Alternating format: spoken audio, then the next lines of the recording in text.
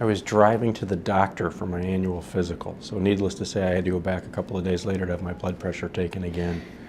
It was quite the shocking news that morning.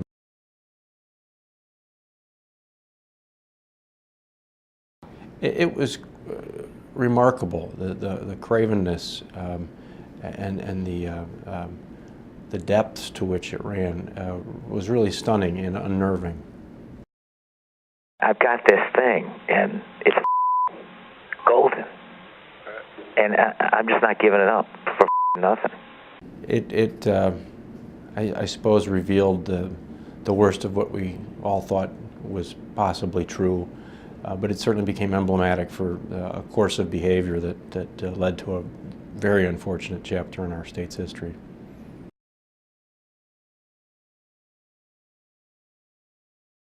The arrest was clearly the flashpoint, but the tinderbox had been building for quite some time. The House had already started some preliminary proceedings and discussion of impeachment, but it was the arrest that pushed everyone over the edge. Disbelief, which quickly turned into embarrassment. It was the worst thing our state needed. We have enough real challenges to deal with. Those manufactured by our own political leaders was an awfully dark turn.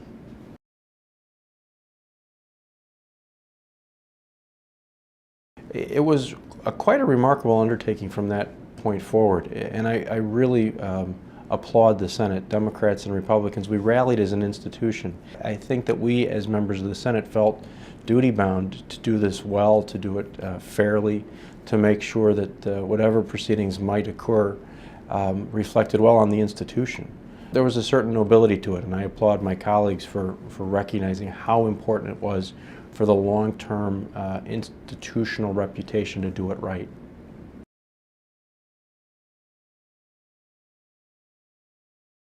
No, not in the end. The evidence was compelling.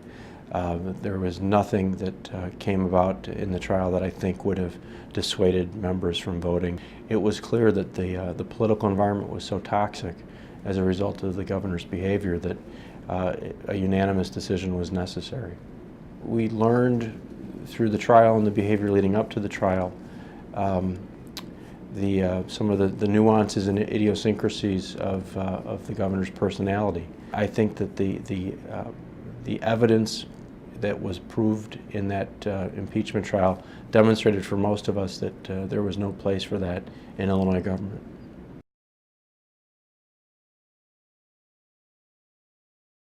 We thought it was a bit of a diversion, but at the same time I don't think anyone knew where that would end.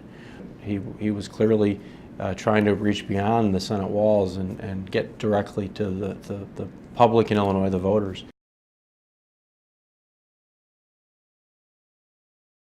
The speech didn't have any influence on my vote, but I think it had a profound influence on the trial. It was a remarkable political speech. It was almost an hour long, delivered extemporaneously, apparently without notes. The governor seemed genuine in his delivery. But I had observed immediately after, that's the governor we see when the cameras are running, when the tapes aren't recording his conversations in a back room. The contrast between that person who stood in the Senate and made a plea for our support, and the governor captured on tape selling Illinois nut by bolt was a stark contrast.